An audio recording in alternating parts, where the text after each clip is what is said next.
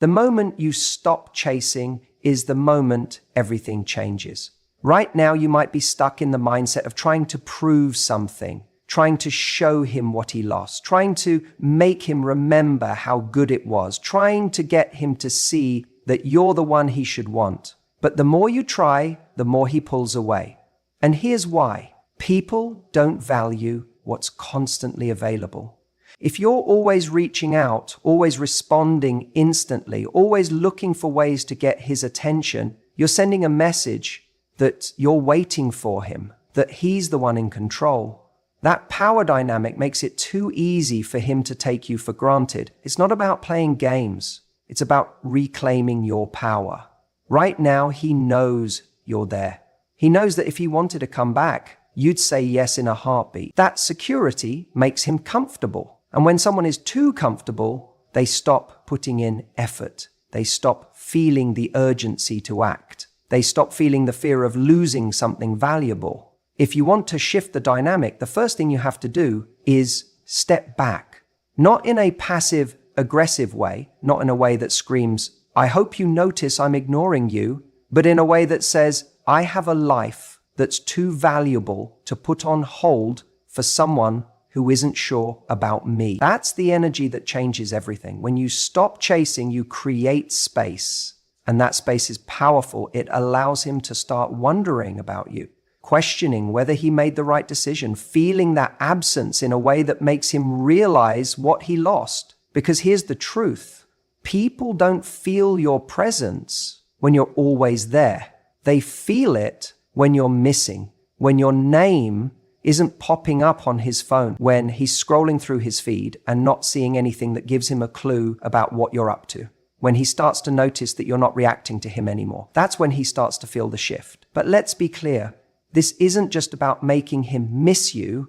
It's about stepping into your own worth. If you're constantly trying to make someone see your value, you've already lost the battle. Your value isn't something you need to convince someone of. It's something you own. It's something you embody. And when you do, the right people recognize it. So instead of worrying about how to make him notice you, focus on making yourself impossible to ignore.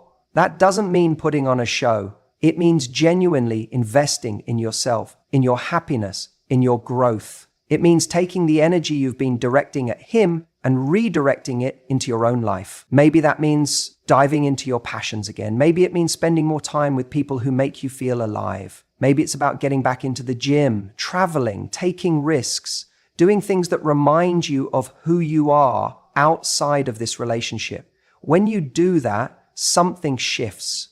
You go from being the person waiting to be chosen to the person who chooses. And that energy, that's magnetic. That's the energy that makes people take a second look, that makes someone wonder, wait, did I underestimate what we had? The irony is, when you stop chasing, you actually become more attractive. Not because you're manipulating the situation, but because you're stepping into your own power. And when you do that, you start seeing things differently. You stop needing external validation. You stop seeking signs that he's still interested. You stop making decisions based on what you think might get his attention. Instead, you start living in a way that naturally attracts the right kind of attention. Not just from him, but from the world around you. Think about it. Have you ever noticed that the moment you finally move on from someone, they suddenly reappear? It's not a coincidence. It's because they can feel the shift. They can sense when they no longer have a hold on you. They can tell when you're no longer waiting, and that's when they start feeling the pull. But by the time that happens, something incredible occurs. You're no longer in the same place. You're no longer operating from a place of lack. You're no longer just hoping they'll come back, because you've built something bigger, something better, something that no longer depends on their validation. And that's the real win. Not just making him regret losing you, but getting to a place where it doesn't even matter if he does. Because at that point, you're not just someone he wants back, you're someone anyone would be lucky to have. And when you see yourself that way, everything changes. There's something incredibly powerful about a person who radiates energy, who walks into a room and makes people take notice, not because they're demanding attention, but because they exude something that feels effortless, magnetic, and undeniable. And right now, after your breakup, that's exactly what you need to channel. You see, people aren't drawn to sadness. They're drawn to light. They don't gravitate towards someone who is dwelling in the past, analyzing every text, every moment, every mistake. They are drawn to someone who is actively living in the present, fully immersed in their own life. That's where your power lies. It's not in trying to make him miss you. It's in becoming the kind of person he can't ignore. Think about the version of yourself he first fell for. Was it the person who overanalyzed every little thing? Was it the person who was constantly seeking validation, who put him on a pedestal and made him the sole source of happiness? No, it was the person who had an energy that pulled him in, who was confident, who had a spark, who had their own life. And now, after the breakup, you might feel like that part of you is buried under layers of hurt, rejection, and confusion. But the good news? You get to bring it back. Stronger, better, more undeniable than ever before. Right now, your focus isn't on trying to win him back. It's on rediscovering your irresistible energy, the energy that makes people stop and wonder what's different about you. And that starts with shifting your mindset. Instead of thinking, how do I make him regret leaving? Ask yourself, how do I make myself so fulfilled that I wouldn't even entertain the idea of going back to the same dynamic? Because that's when the real magic happens. The second you become the version of yourself that no longer needs him, you become the version of yourself he wants again. You need to put yourself in environments that make you feel alive. If your life has become a monotonous routine, if you're just going through the motions, of course, you're going to feel stuck in the past. Break out of that. Try something new. Meet new people. Explore new places. Do the things you've always talked about, but never actually did. The reason so many people struggle after a breakup is because they've made that relationship their world. And when it ends, they feel lost. The solution isn't to try to fill the void with another relationship. It's to fill your life with experiences that bring you genuine joy. That's what creates a shift in your energy. That's what makes you glow. And let's talk about confidence. Confidence isn't something you just decide to have. It's something you build through action. The more you do things that make you proud of yourself, the more you naturally exude confidence. When you take care of your body, when you show up for yourself, when you push past your comfort zone, when you start achieving little wins in different areas of your life, your confidence skyrockets. And when that happens, you won't have to try to attract anyone back. People will feel the shift in you. The way you carry yourself, the way you speak, the way you engage with the world, it all changes when you start valuing yourself at a higher level. You also need to be aware of the energy you're putting out. If you're constantly posting sad, cryptic messages on social media, if you're walking around with a cloud over your head, people feel that. And let me tell you something, the person who left, they're not coming back because they feel bad for you. They're coming back because they miss the version of you that was thriving. So show them subtly, effortlessly, that you are doing just that. Not because you're trying to make a point, but because you are genuinely living your best life. If that means posting a picture of you out having fun, do it. Not to prove anything, but because you are actually having fun. If that means reconnecting with friends you lost touch with, do it, because those connections bring you joy. Everything you do should be rooted in you, not in them. And here's the key. When you truly embrace this mindset, when you genuinely focus on yourself instead of waiting for someone else to validate you, something amazing happens. You stop seeing your ex as the prize. And when that happens, the whole dynamic shifts, because now instead of you wondering if they're thinking about you, they're wondering why they ever let you go. And that is the most powerful position to be in. So stop worrying about whether he'll come back. Focus on making your life so undeniably exciting, fulfilling, and full of growth that you become the person who has the final say on whether or not you even want him back. That's the real power move. Men don't respond to words, they respond to emotions. You can sit down and tell him how much you love him, how much you miss him, how much you're the perfect person for him. But none of that matters if he doesn't feel it.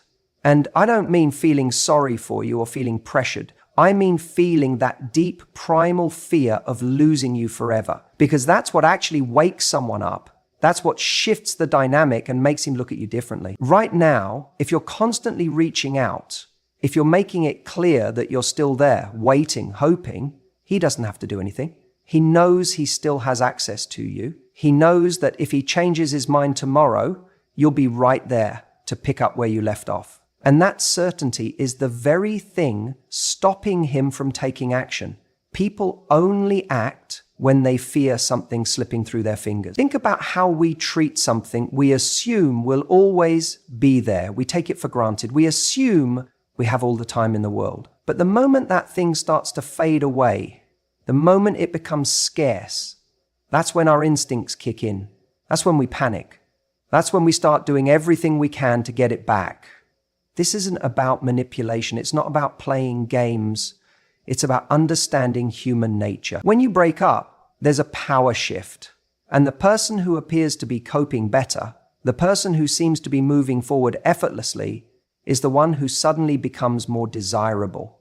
If you're constantly signaling to him that you're still emotionally attached, he doesn't have to worry. But if he sees you genuinely stepping into your own life without him, that's when he starts to question everything. The worst mistake people make after a breakup is keeping themselves available in subtle ways.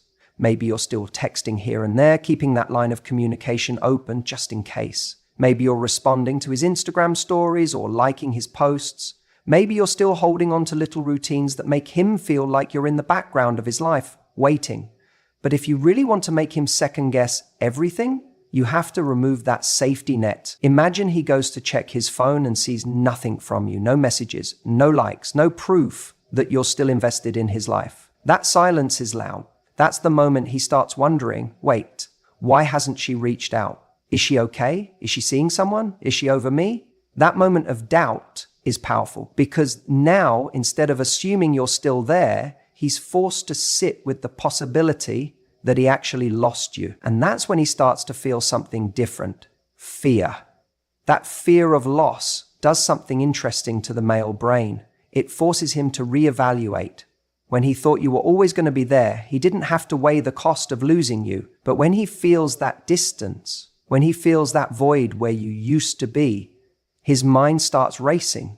Suddenly, all the things he took for granted don't seem so guaranteed. And if there's even the slightest doubt that you're slipping away, his instincts will tell him to act. Now, you might be thinking, but what if he doesn't care? What if I disappear and he never comes back?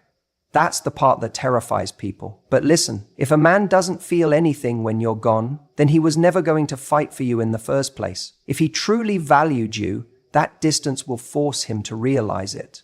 And if it doesn't, then you've just saved yourself more wasted time on someone who never had real intentions of stepping up for you. Here's what you do instead. You show through your actions that you are living your best life. You don't need to prove anything to him. You don't need to post cryptic quotes or try to make him jealous. You just need to actually be that woman who is so deeply immersed in her own growth and happiness that he starts to wonder if he made a mistake. Maybe he sees you out, looking better than ever. Maybe he hears from a mutual friend that you're thriving, that you're traveling, that you've started something new. Maybe he stumbles upon a photo of you, glowing, confident, surrounded by people, and it hits him. She's not waiting for me. That's the moment it clicks. That's when he realizes he's not the center of your world anymore. And nothing is more attractive than someone who is self-sufficient, happy, and living life on their own terms. Men don't come back because you beg. They don't come back because you explain why they should. They come back when they feel the fear of losing you. And that feeling only comes when you step out of their orbit and become your own sun. Because that's when they stop seeing you as someone they can take for granted and start seeing you as someone they have to fight for. And if they don't, then you've already won. Because the moment you truly embrace your worth, the moment you become that unstoppable, high-value woman, is the moment you stop needing him to come back at all. There's a reason subtlety is so powerful in attraction. It works because it operates under the radar. It doesn't scream for attention. It doesn't beg for validation, and yet it creates a magnetic pull that's impossible to ignore. The mistake most people make after a breakup is trying to force their way back into someone's mind. They overcompensate. They flood social media with calculated posts. They reach out with weak excuses. They linger in the background hoping for a reaction. But what they fail to realize is that true attraction doesn't come from effort that is seen. It comes from effort that is felt. When you make subtle moves, you create an air of mystery. Mystery keeps people guessing. And the moment someone starts guessing, they start engaging. It's like an itch in the back of their mind that won't go away. And when you've been in someone's life, when you've shared moments, laughter, experiences and emotions, you already have a space in their mind. Your goal is not to remind them you exist. It's to make them feel your presence without being physically there. One of the most powerful ways to do this is by showing, not telling, that you're thriving. If your life was centered around the relationship, if you were always available, if you were predictable, then your absence should be felt. Not because you're intentionally ignoring them, not because you're playing games, but because you've genuinely shifted your focus. That's the key. It has to be real. If it's manufactured, if it's just an act, people see through it. But when it's real, it's undeniable. Maybe that means you pick up something new. Maybe you start traveling, pursuing a new passion, deepening your friendships. Maybe you start making moves in your career, getting into the best shape of your life, or simply exuding an energy that says, I am fulfilled without you. This is where subtle attraction does its magic, because as much as someone might try to move on from you, when they see you living your life in a way that doesn't revolve around them, it disrupts their expectations. And disruption is what shakes people awake. Think about it. If someone expects you to be heartbroken, expects you to be waiting, expects you to be dwelling on the past, then the moment they realize they were wrong, they start questioning everything. Was I not as important to them as I thought? Did they move on faster than I did? Why do they seem so much happier without me? Those thoughts are what makes someone re-engage with the idea of you. And when those thoughts take root, they start looking for signs, looking for clues, looking for you, but you're no longer where they left you. The beauty of subtle attraction is that you don't have to be the one reaching out. You don't have to be the one chasing. Instead, you become the one being watched. That's the shift in power. And it doesn't take grand gestures. Sometimes it's as simple as a well-placed photo, a passing comment from a mutual friend, or a brief encounter where you exude confidence and lightness, where you seem genuinely happy without them. That's what makes someone rethink. That's what makes someone wonder if they made the right decision, because suddenly the person they thought they knew is different. And nothing is more intriguing than someone who grows in your absence. But here's the crucial part. You're not doing this for them. You're not growing, evolving, or becoming your best self to win someone back. You're doing it because that's the path you should be on anyway. When you do it with the right mindset, the outcome doesn't even matter, because whether they come back or not, you win. You win by becoming stronger, more confident, and more magnetic than ever before. And when that happens, you don't just attract one person back. You attract the world. The biggest mistake people make after a breakup is thinking they need to change to win someone back. They start asking themselves, what did they want that I didn't have? Or how can I become the person they desire? But the truth is, the moment you shape yourself to fit someone else's idea of perfection, you lose the very thing that makes you attractive, your authenticity. Real attraction isn't about morphing into what you think someone else wants. It's about stepping into the best version of you for you.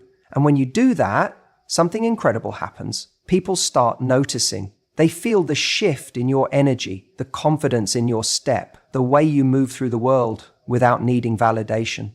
That's what makes someone sit up and think, wait, did I make a mistake?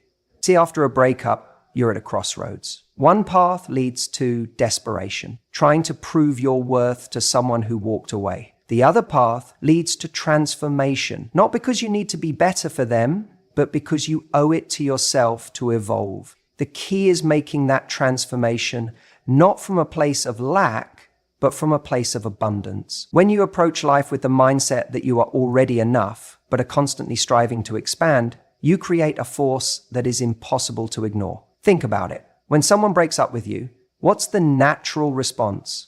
You feel rejected, maybe even unworthy. And in that moment, you either spiral into a loop of self-doubt, wondering why you weren't enough, or you take that pain and turn it into fuel. But let me tell you something important. It is not about making him regret leaving you. It is about making sure you never regret the way you showed up for yourself after he did. That's the difference between someone who stays stuck in the past and someone who commands their future. Imagine this. Instead of waiting for him to call, you start putting your energy into your passions. Instead of looking at your phone, hoping for a text, you're out experiencing life, making new connections, rediscovering what excites you. Instead of replaying conversations in your head, wondering what you could have said differently, you're learning something new, developing a skill that makes you feel powerful and capable. The shift is subtle, but it's everything. You go from being someone who's stuck in the narrative of the past to someone who is writing a new story entirely, and that is power. When someone sees you thriving, it triggers something deep inside them. It makes them question everything. They remember the comfort of having you there, and suddenly that comfort is gone. But more than that, they see something they didn't see before, your value shining through in a way that is undeniable. They don't just see what they lost, they see what someone else could gain. And that's when everything changes. Now, let me be clear. This isn't about pretending to be happy. It's not about faking growth or using success as a weapon. Because the truth is, you can't cheat this process. You have to become the person you're portraying, not just act like it in the hopes that he'll notice. If your motivation is solely to get his attention, you'll always be at his mercy. But if your motivation is to live a life so full and fulfilling that you wouldn't even consider going back to someone who didn't see your worth the first time, then you're truly winning. There is something deeply attractive about someone who doesn't need you, but chooses you. And the most powerful position you can be in is one where your happiness is not dependent on whether someone comes back. Because here's the thing, when you truly step into your own, when you build yourself into someone who is radiating confidence, joy, and purpose, you might find that the version of you who wanted him back isn't even you anymore. And that's the irony of it all. The more you grow, the less you chase and the more you attract, not just him, but the right kind of people. People who see you, respect you, and want to be a part of the life you're building. Not because you need them there, but because they recognize what a privilege it is to be close to someone like you. So, if you're sitting there wondering how to make him regret leaving, how to make him come crawling back, the answer isn't in games or tactics. The answer is in the way you rebuild, in the way you rise. And when you do that, trust me, the people who let you go will always look back, but by then you might just be too far ahead for it to matter. The ultimate power move isn't about playing games, making him jealous, or waiting for the perfect moment to craft that one text you think will change everything. It's about something far more powerful, being ready to walk away for good.